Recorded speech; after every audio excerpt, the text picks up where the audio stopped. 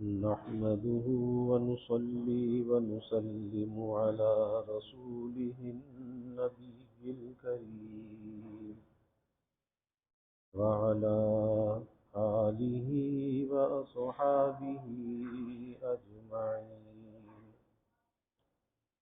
اللهم صل على سيدنا ومولانا محمد وعلى آل سيدنا ومولانا محمد وبارك وسلم صلاة وسلاما كثيرا كثيرا.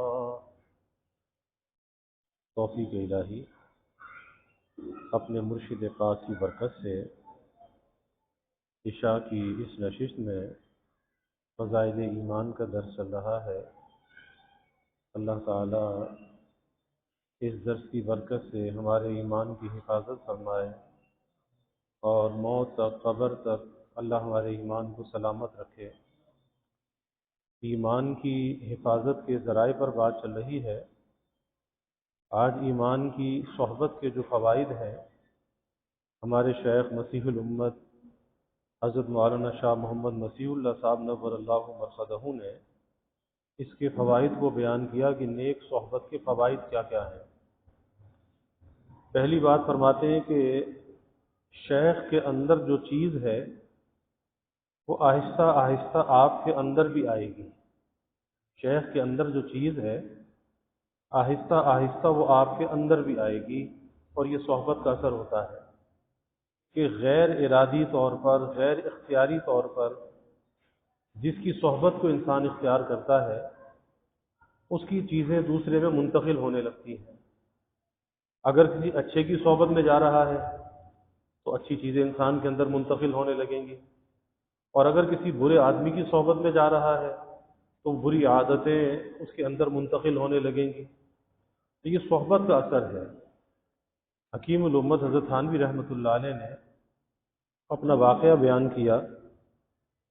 فرمایا کہ ایک مرتبہ مجھے یہ محسوس ہوا کہ میرے اندر دل میں بہت زیادہ رقت اور بہت زیادہ نرمی جو ہے وہ بڑھ رہی ہے.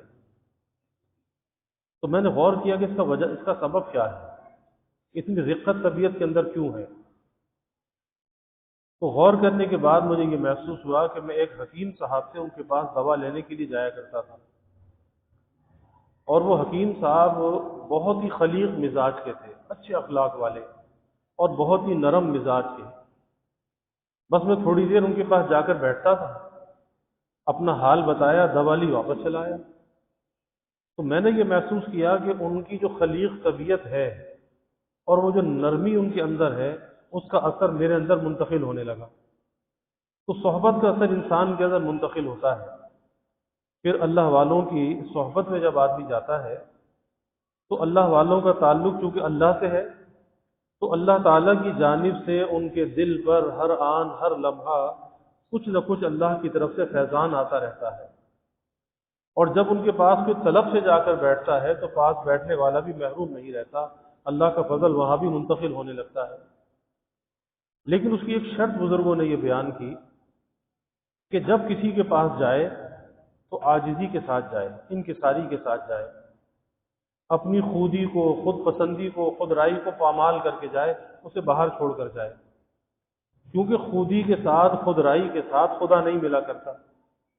یہ تو ایک ایسی رکاوٹ ہے کہ جو اس فیض کے منتقل ہونے میں حجاب بن جاتی ہے. اس لیے فرماتے تھے حضرت مسیح الامت نور اللہ مرقدہ کہ اگر کوئی شخص خالی ذہن ہو کر بھی گیا، جب بھی نوازا جائے گا بس بغض و عداوت دے کر نہ جائے. تو پہلی بات یہ بیان فرمائی کہ شیخ کے اندر جو چیز ہے وہ آہستہ آہستہ آپ کے اندر بھی آئے گی، یعنی ایک دم سے نہیں ہوگا. یہ چیز آہستہ آہستہ منتقل ہوگی. طبیعت جو ہے ان چیزوں پر، ان عادتوں پر بننے لگے گی، اور ایک وقت ایسا آئے گا کہ یہ اپنے شیخ کا سراپا ہو جائے گا.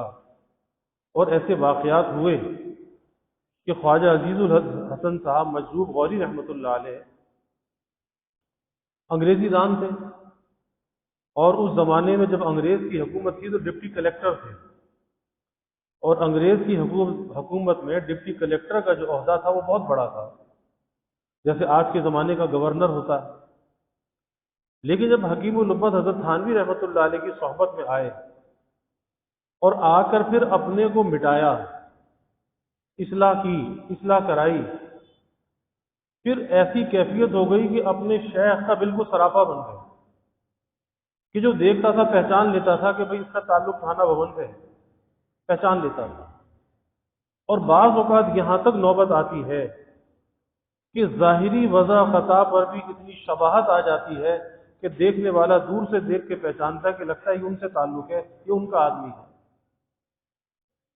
پھر دوسری بات یہ بیان فرمائی کہ اللہ والوں کی صحبت میں، اہل اللہ کی صحبت میں اگر کامل اصلاح نہ بھی ہو تو کم از کم اپنے عیوب پر نظر ہونے لگتی ہے۔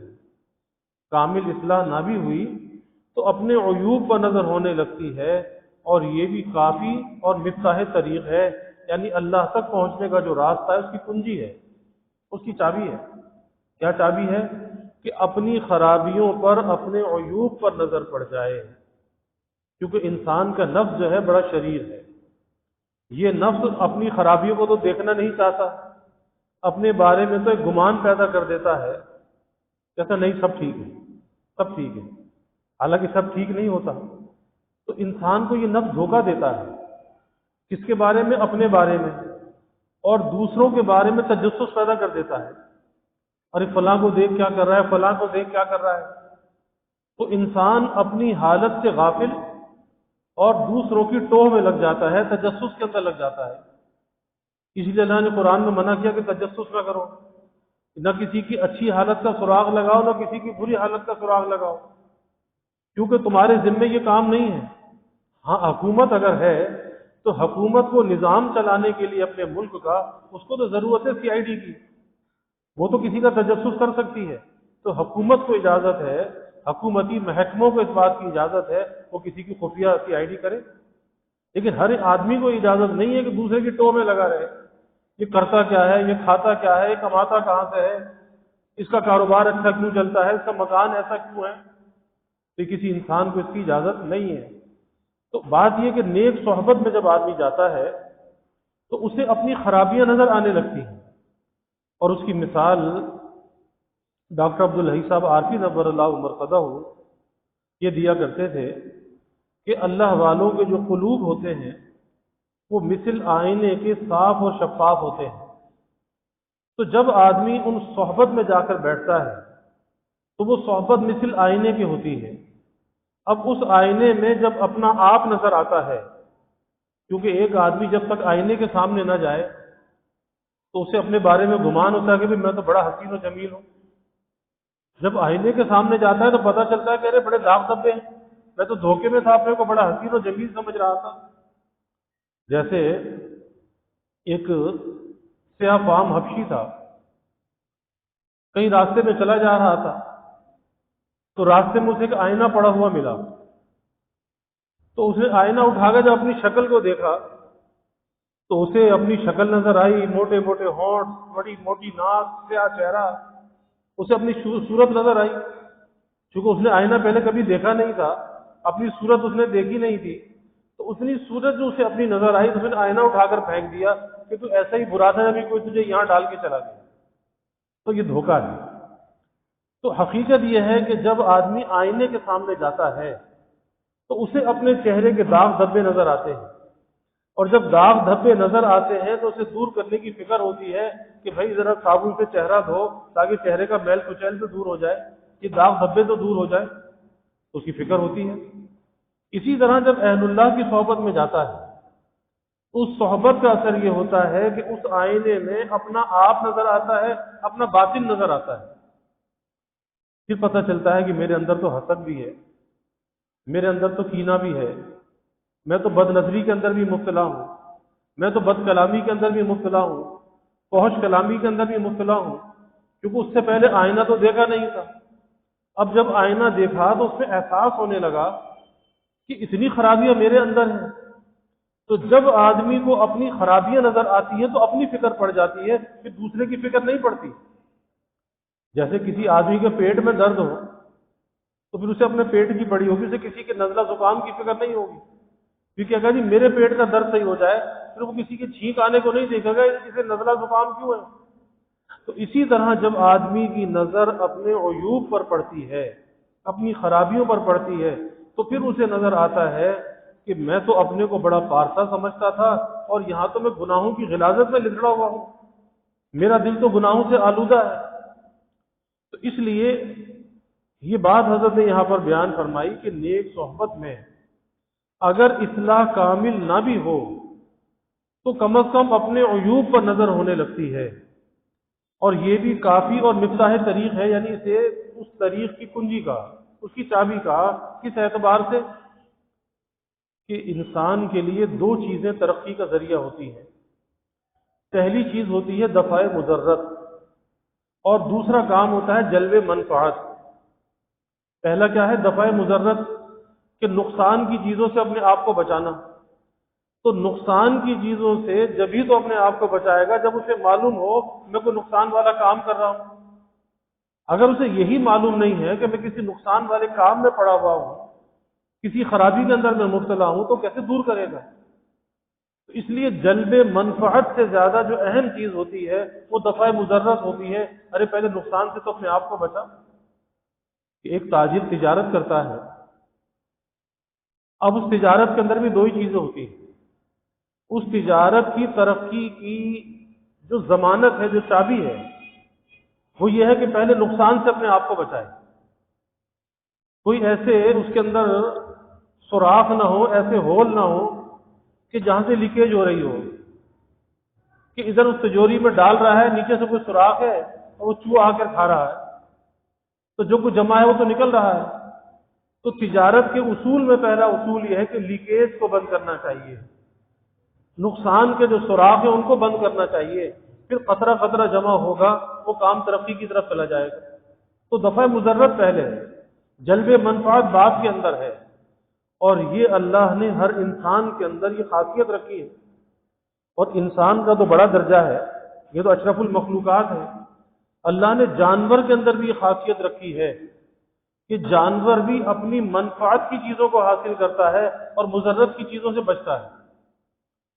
آپ دیکھیں کہ جب موسم خراب ہوتا ہے پرندوں کو پہلے سے پتہ چل جاتا ہے، پرندے موسم کو بھانپ کر اب دفع مضرت سے اپنے آپ کو بچانے کے لیے اپنے گھونسلوں کی طرف لوٹنے لگتے ہیں۔ کہتے ہیں بھائی موسم ٹھیک نہیں ہے، اب نکلو، واپس چلو، اپنے گھر کی طرف چلو، اپنے ٹھکانے پر پہنچو۔ کیا ہے؟ دفع مضرت سے پرندہ اپنے کو بچاتا ہے، جانور اپنے کو دفع مضرت سے بچاتے ہیں۔ کسی جانور کے سامنے وہ غذا رکھ دے کہ جو وہ نہیں کھاتا، اس کی وہ غذا نہیں ہے، وہ جانور اس کو سونگے گا، چھوڑ دے گا، کیونکہ اس کی وہ کھانے کی چیز نہیں ہے۔ اسے معلوم ہے کہ اگر میں نے یہ چیز کھائی تو میرے لیے نقصان دہ ہوگی، تو وہ دفع مضرت سے اپنے آپ کو بچاتا ہے، مضرت کو دفع کرتا ہے، مضرت کو اپنے سے دور کرتا ہے۔ اسی طرح انسان کے اندر اللہ نے یہ خاصیت رکھی ہے کہ یہ نفع کی چیز کو حاصل کرتا ہے، نقصان کی چیز سے اپنے آپ کو بچاتا ہے۔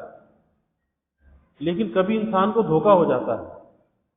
دھوکہ کیا ہو جاتا ہے کہ یہ نقصان والی چیز کو فائدے کی سمجھنے لگتا ہے، یہ نقصان والی چیز کو فائدے کی سمجھنے لگتا ہے کہ جس کام میں اس کے نفس کو لذت اور مزہ آتی ہے، جس کام میں اس کی شہوت پوری ہوتی ہے، چاہے وہ بولنے کی شہوت ہے، چاہے وہ دیکھنے کی شہوت ہے، چاہے وہ کھانے کی شہوت ہے، کسی بھی قسم کی شہوت ہے، بہت سی شہوتیں ہیں، تو یہ سمجھتا ہے کہ میرا اس کے اندر فائدہ ہے، میرا اس کے اندر نفع ہے، تو یہ مضرت والے کاموں پر چل پڑتا ہے، اس لیے کہ نفس کو مزہ آ رہا ہے، اس کی لذت اور شہوت پوری ہو رہی ہے۔ تو جب اللہ والوں کی صحبت کے اندر یہ جاتا ہے، اس صحبت میں جا کر اس آئینے کے اندر جب یہ اپنے آپ کو دیکھتا ہے، اس سے پتہ چلتا ہے کہ میں تو سوچتا تھا یہ کام تو بڑا فائدے کا ہے اور اس کے اندر تو بڑا نقصان ہے۔ تو جب اسے اپنے نقصان کا اندازہ ہوتا ہے تو آدمی وہی ٹھہر جاتا ہے، وہی رک جاتا ہے، اور رکنے کے بعد پھر واپس پلٹتا ہے۔ توبہ کسے کہتے ہیں؟ توبہ اسی واپس پلٹنے کو تو کہتے ہیں کہ جس جگہ پہنچ کر انسان کو یہ احساس ہو جائے کہ میں نے یہ راستہ غلط طے کیا، میں نے یہ کام غلط کیا، مجھے نہیں کرنا چاہیے تھا، اب وہاں سے صحیح راستے پر یہ پلٹ آئے، بس یہی توبہ ہے۔ توبہ کہتے ہیں غلطی سے اچھائی کی طرف پلٹنا، برائی سے بھلائی کی طرف پلٹنا، یہ توبہ کہلاتی ہے۔ تو لیکن کب؟ جب کہ اسے اپنے نقصان کا اندازہ ہو، اور وہی بات حضرت یہاں پر فرما رہے ہیں کہ اگر اصلاح کامل بھی نہ ہوئی تو اتنا تو ضرور ہوگا کہ اسے یہ پتہ چل جائے گا کہ میرے اندر بھی خرابیاں ہیں، میرے اندر بھی بہت سے عیب ہیں۔ پھر کسی اور کے عیب کو اگر وہ دیکھے گا، کسی کی خرابی کو دیکھے گا، اس کو حقیر نہیں سمجھے گا، اس کی حقارت دل کے اندر لے کر نہیں آئے گا، کیونکہ اسے نظر آئے گا اس کے اندر تو ایک خرابی ہے اور میرے اندر تو 10 خرابیاں ہیں۔ تو ظاہر ہے کہ ایک خرابی والے سے 10 خرابی والا زیادہ برا ہے، تو مجھے کیا حق پہنچتا ہے کہ میں اس کو برا سمجھوں، اس کے ساتھ میں نفرت کا اظہار کروں؟ اور اس کا جو تکبر اور بڑائی ہے نا، جس میں دوسروں کی حقارت ہوتی ہے، اس کا علاج بھی بزرگوں نے یہی بیان کیا کہ جب کسی انسان کی کسی خرابی پر نظر پڑے اور دل میں اس کی حقارت آنے لگے، کوئی نفرت کے جذبات پیدا ہونے لگے۔ آج ہوتا یہی ہے کہ آدمی کسی کے برے فعل کو جب دیکھتا ہے تو ہونا تو یہ چاہیے کہ فعل سے نفرت کرنی چاہیے، فاعل سے نہیں، لیکن یہ معاملہ الٹ ہو جاتا ہے، فاعل سے نفرت کرنے لگتے ہیں، ہم اس بندے کو رسوا کرنے لگتے ہیں، کہتے ہیں بتا بھی فلاں آدمی ایسا ہے، تو وہ آدمی تو اچھا ہے لیکن کام برا کر رہا ہے، اس کے برے کام کی مذمت کرنی چاہیے، اس کی مذمت نہیں کرنی چاہیے، کیونکہ جس گھڑی وہ توبہ کر لے گا وہ تو اللہ کا ولی بن جائے گا، وہ تو اللہ کا دوست بن جائے گا۔ اللہ نے توبہ کا دروازہ بند نہیں کیا، اور اللہ معاف کرنے سے پہلے ہم سے نہیں پوچھے گا کہ اسے معاف کروں یا نہ کروں۔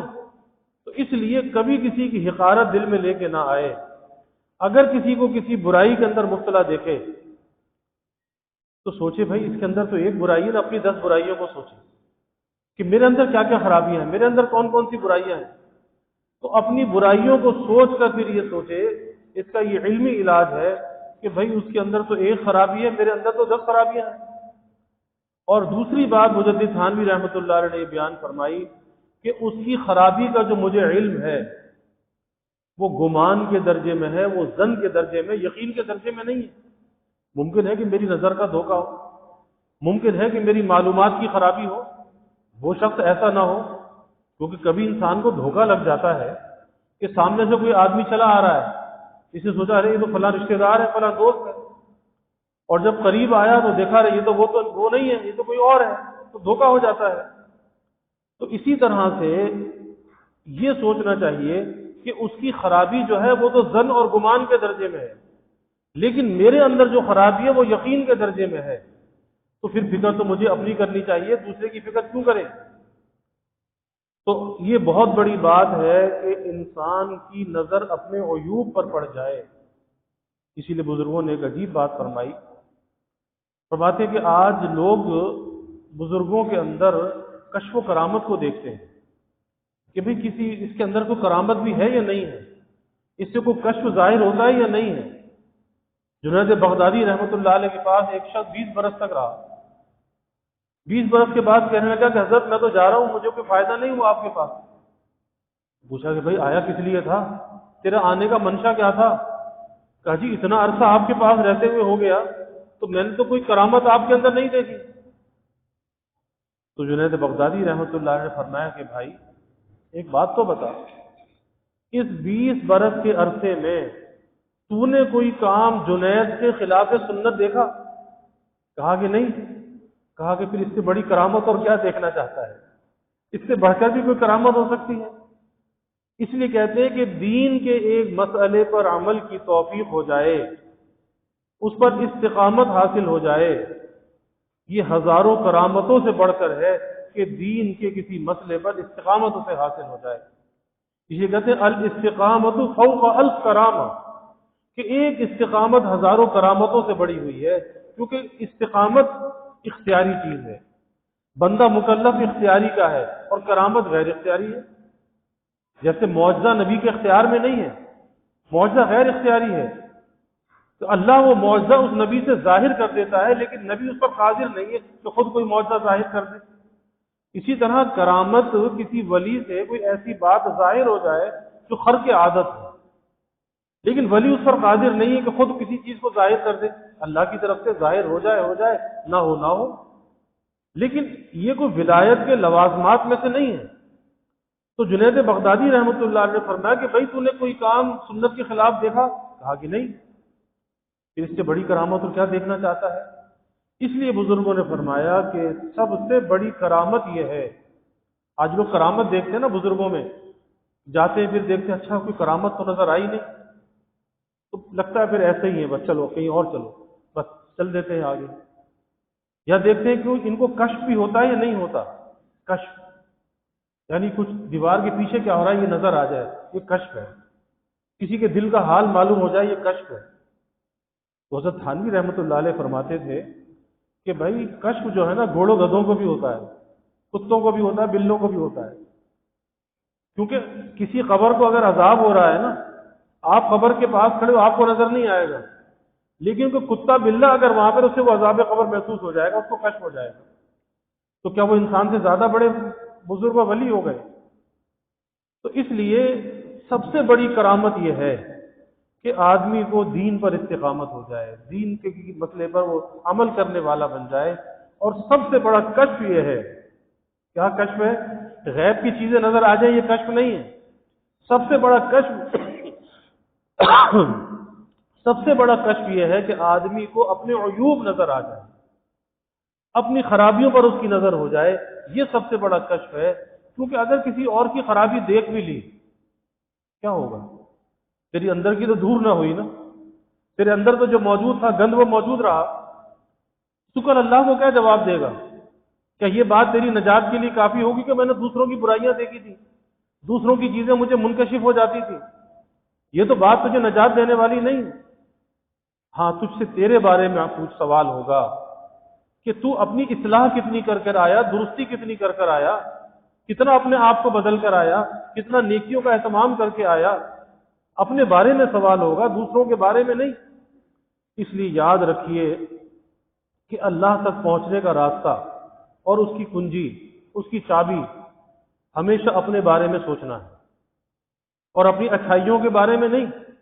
ہاں اپنے اندر اگر خوبی نظر آئے، کوئی اچھائی نظر آئے تو فوراً اللہ کا شکر ادا کرے، یا اللہ تیرا شکر ہے، تیری توفیق ہے کہ میرے اندر یہ اچھائی ہے. اگر تو نہ چاہتا تو یہ اچھائی کہاں سے آتی، یہ بھلائی کہاں سے آتی؟ اپنے اوپر نظر نہیں جانی چاہیے کہ میں نے ایسا کیا، میں نے ویسا کیا. کیونکہ جس گھڑی انسان کی نظر اپنے اوپر ہوتی ہے، اپنے کو کچھ سمجھ رہا ہوتا ہے، عین اس گھڑی میں اللہ کی نظر میں مردود ہوتا ہے. اور ایک ساعت کا عجب کہتے اپنے کو کچھ سمجھنا. تکبر میں کیا ہے؟ دوسروں کی حقارت ہوتی ہے، دوسروں سے نفرت ہوتی ہے. اور عجب بڑا حسین رذیلہ ہے. عجب میں کیا ہے؟ جی سب اچھے ہیں، سب بہت اچھے ہیں، سب کی تعریف ہے، لیکن اس کے ساتھ ساتھ میں بھی تو کچھ ہوں، میں بھی تو کچھ ہوں نا. سب اچھے ہیں لیکن میں کسی کی برائی تو نہیں کر رہا، لیکن میں بھی تو کچھ ہوں. تو یہ ایک ساعت کا جو عجب ہے، اپنے کو کچھ سمجھنا، امام غزالی رحمۃ اللہ علیہ نے لکھا ہے کہ 70 برس کی عبادت کا ناز کر دیتا ہے کہ جس گھڑی انسان اپنے کو کچھ سمجھتا ہے. تو اس لیے بھائی اپنی خوبیوں پر اگر نظر جائے، کوئی خوبی محسوس ہو، اللہ کا شکر ادا کرے کہ اللہ کا شکر ہے. اللہ اپنے گھر آنے کی توفیق دے دیتا ہے، نماز کی توفیق دے دیتا ہے. ہمارا کیا کمال ہے؟ اللہ کی توفیق ہے، اس کی مدد شامل حال ہے. ہم اللہ کے در کی طرف چلے آتے ہیں، سینکڑوں لوگ باہر سے گزر کے چلے جاتے ہیں، اندر آنے کی توفیق نہیں ہوتی. تو یہ ہمارا کمال نہیں، اللہ کا فضل ہے. اس رب کا شکر ادا کرنا چاہیے. اترانا پن نہیں ہونا چاہیے، کسی کے ساتھ حقارت کا برتاؤ نہیں ہونا چاہیے. اپنے آپ کی اوپر اگر نظر جائے تو اللہ کا شکر ادا کریں، اور ہمیشہ اپنی خرابیوں پر نظر ہو کہ بھئی میرے اندر کیا کوتاہی ہے. میرے اندر حسد تو نہیں ہے، بغض تو نہیں ہے، کینہ تو نہیں ہے، میں کسی کی ترقی کو دیکھ کر جلتا تو نہیں ہوں، میرے اندر کوئی کسی سے دل میں کینہ تو پیدا نہیں ہوتا، میں کسی کی غیبتیں تو نہیں کرتا، کسی کی برائیاں تو نہیں کرتا. اس پہ نظر ہونی چاہیے. یہ خرابیاں ہیں، اور جب تک اس کو نہیں سوچے گا تو اس کی اصلاح کیسے کرے گا؟ ایک آدمی کے بدن پہ میلا لباس پہنا ہوا ہے اور اس کے میل کچیل کو اسے احساس ہی نہ ہو تو کیسے اتارے گا؟ کیسے اسے دھوئے گا؟ کیسے اسے پاک کرے گا؟ اس کا طریقہ یہ کہ اس پہ نظر ڈالے کہ بھئی یہ خراب تو نہیں ہے، اگر خراب ہے تو اسے دھو ڈالے، اسے پاک صاف کر لے. کیونکہ آج دنیا میں رہ کر یہ موقع حاصل ہے کہ انسان اپنی خرابیوں کو دور کر سکتا ہے، اس گناہ کی آلودگی کو پاک کر سکتا ہے، ورنہ یہاں سے جانے کے بعد پھر تو کچھ بھی نہیں ہوگا، پھر تو جیسا گیا پھر ویسے ہی رہنا ہے۔ تو بھائی اپنی خرابیوں پر نظر ڈالنی چاہیے۔ اس کو حضرت نے فرمایا کہ یہ مفتاح طریق ہے۔ اللہ ہمیں عمل کی توفیق عطا فرمائے۔ باقی کچھ اور باتیں بیان فرمائیے، انشاءاللہ آئندہ کل عرض کریں گے۔ وآخر دعوانا الحمدللہ رب العالمین والعاقبۃ للمتقین والصلاة والسلام على أشرف الأنبياء والمرسلين اللهم صل على سيدنا ومولانا محمد وعلى آل سيدنا ومولانا محمد وبارك وسلم۔ ربنا آتنا في الدنيا حسنة وفي الآخرة حسنة وقنا عذاب النار۔ ربنا أتمم لنا نورنا واغفر لنا إنك على كل شيء قدير۔ اللهم أعنا على ذكرك وشكرك وحسن عبادتك۔ اللهم وفقنا لما تحب وترضى من القول والعمل والفعل والنية والهدى إنك على كل شيء قدير۔ اللهم ارزقنا حبك وحب حبيبك صلى الله عليه وسلم۔ اللهم ارزقنا شهادة في سبيلك واجعل موتنا ببلد رسولك۔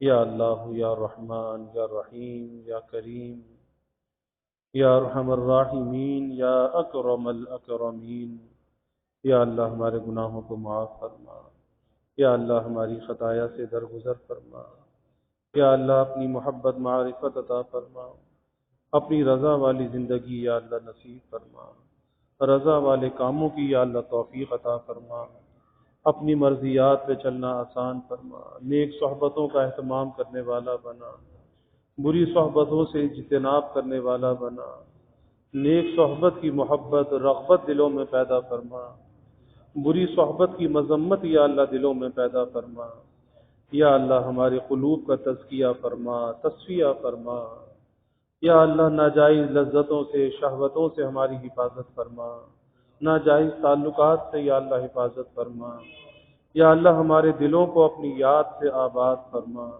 اپنی محبت سے معرفت سے یا اللہ لبریز فرما، یا اللہ اپنے عیوب کا استحضار نصیب فرما، یا اللہ اپنے نفس سے بدگمانی کرنے والا بنا، خلق خدا سے حسن ظن رکھنے والا بنا، یا اللہ ظاہری باطنی ہر قسمی ترقیات عطا فرما، سب کے دلوں کے نیک ارادوں کو تمناؤں کو یا اللہ غیب پورا فرما، سب کی حاجات کو پورا فرما، پریشانیوں کو دور فرما، بیماریوں سے یا اللہ حفاظت فرما، ہر ناگہانی بلا اور مصیبت سے یا اللہ حفاظت فرما، زمینی آسمانی آفات سے یا اللہ حفاظت فرما، موذی امراض سے یا اللہ حفاظت فرما، یا اللہ سب کے علم میں عمل میں رزق میں خوب خیر و برکت فرما، ابواب رزق یا اللہ کشادہ فرما، رزق حلال عطا فرما، آسان عطا فرما، برکت والا عطا فرما، یا اللہ کبھی کسی کو مخلوق کا محتاج نہ بنا،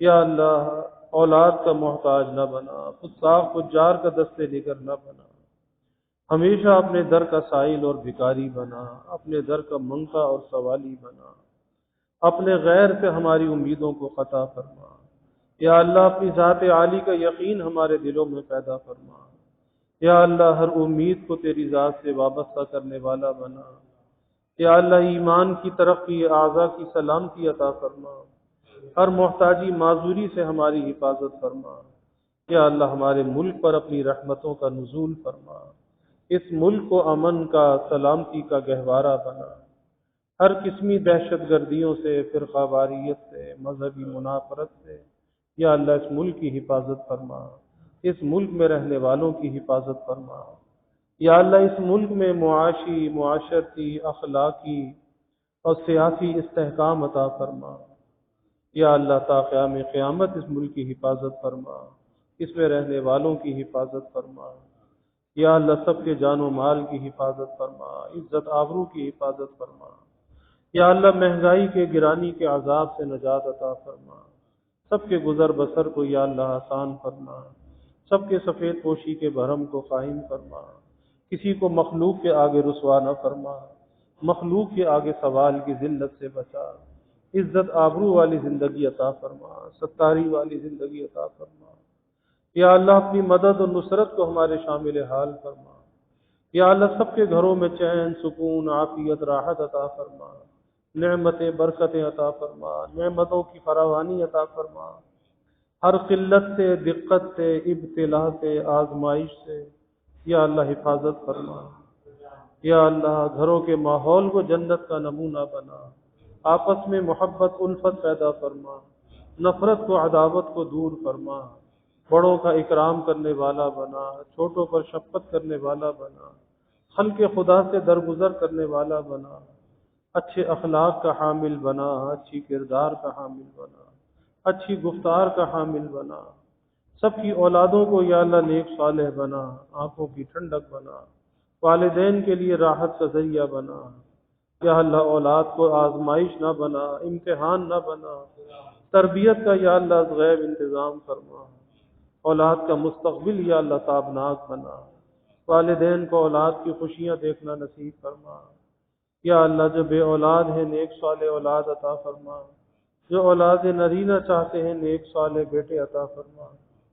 یا اللہ جو بچے بچیاں بے نکاحی بیٹھے ہیں یا اللہ ان کے لیے نباہ والے جوڑ کے رشتے عطا فرما، تمام والدین کے فریضے سے دوش فرما، والدین کی آنکھوں کو ٹھنڈک اور راحت عطا فرما۔ یا اللہ ہماری اس مسجد کی توسیع و تعمیر کے مرحلے کو آسان فرما۔ یا اللہ دار القرآن کا قیام آسان فرما۔ یا اللہ اسے مرکز ہدایت بنا، یہاں سے دین کے، قرآن کے فیضان کو سارے عالم میں جاری و ساری فرما۔ یا اللہ اس کی ہر ضرورت کو از غیب پورا فرما۔ یا اللہ اس کے مغربی سمت کے مکانات کا حصول بھی آسان فرما، ادائیگی کا غیب سے انتظام فرما، اپنے مخلص بندوں کے قلوب کو یا اللہ متوجہ فرما۔ یا اللہ غیبی مدد اور نصرت کو شامل حال فرما۔ یا اللہ جو بھی اس کے معاونین ہیں، خادمین ہیں، یا اللہ خدمت کرنے والے، تعاون کرنے والے، انہیں دنیا آخرت میں اس کی جزا عطا فرما۔ یا اللہ راحت عطا فرما۔ یا اللہ اپنی رحمتوں کا، برکتوں کا، راحتوں کا نزول فرما، زحمتوں کو یا اللہ دور فرما۔ یا اللہ ہمیں دین دنیا آخرت کی ہر بلائی عطا فرما، عافیت دارین عطا فرما۔ ربنا تقبل منا انك انت السميع العليم وتب علينا انك انت التواب الرحيم وجزا الله عنا محمدا صلى الله عليه وسلم ما هو اهله وصلى الله تعالى وسلم على النبي الكريم آمين۔